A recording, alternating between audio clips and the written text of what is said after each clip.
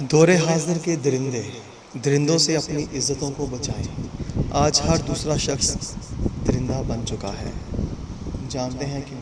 اس لیے کہ ہم جانوروں کی تعلیم حاصل کر رہے ہیں، ان جانوروں کی تعلیم جن کے ہاں ماں، بہن، بیوی اور بیٹی کی کوئی اہمیت نہیں۔ عورت ماں کے روپ میں ہو یا بہن کے روپ میں، بیوی کے روپ میں ہو یا بیٹی کے روپ میں، اس کی عزت کا رکھوالا فقط مرد ہوتا ہے۔ اور درندوں سے اپنی عزتوں کو بچانا یعنی محفوظ رکھنا ہر گھر کے مرد کا فرض عظیم ہے۔ مگر آج وہ درندہ اسکول، کالج، یونیورسٹی کا ماسٹر ہو یا پروفیسر، وہ درندہ پرنسپل ہو یا مولوی، وہ درندہ کپڑے والا ہو یا میک اپ والا، وہ درندہ چوڑیوں والا ہو یا درزی، وہ درندہ چاچے کا لڑکا ہو یا مامے کا، وہ درندہ خالہ کا لڑکا ہو یا پھپھو کا، وہ درندہ دوست ہو یا ہمسایہ، الغرض ہر نامحرم مسلمانوں کی عزتوں کے لیے بدترین درندہ ہے۔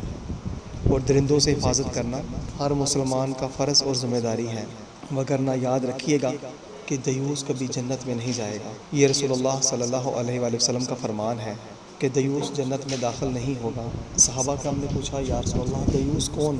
تو آپ نے فرمایا، جو اپنے اہل پر غیرت نہیں کرتا۔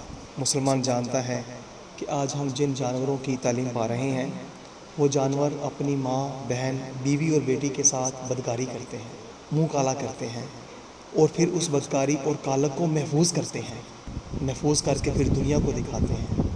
ان لوگوں کی تعلیم ہمیں انسان بنائے گی؟ محال ہے۔ وہ جانور تو بنا سکتی ہے، انسان نہیں بنا سکتی۔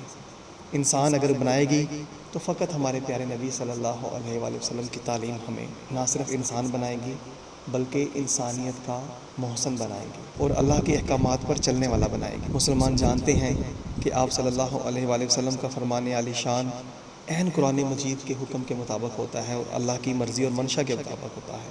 لہٰذا جناب غور کیجئے کہ کہیں ہم سب پر بھی دیوسیت کا اطلاق تو نہیں ہو رہا۔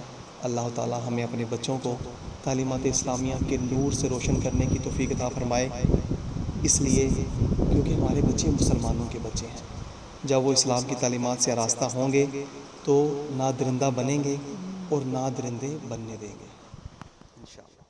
جب قوم بچوں کو سکولوں سے نکالے گی، تبدیلی آئے گی، تبدیلی آئے گی۔ اللہ کے قرآن کو سینوں سے لگائے گی، تبدیلی آئے گی۔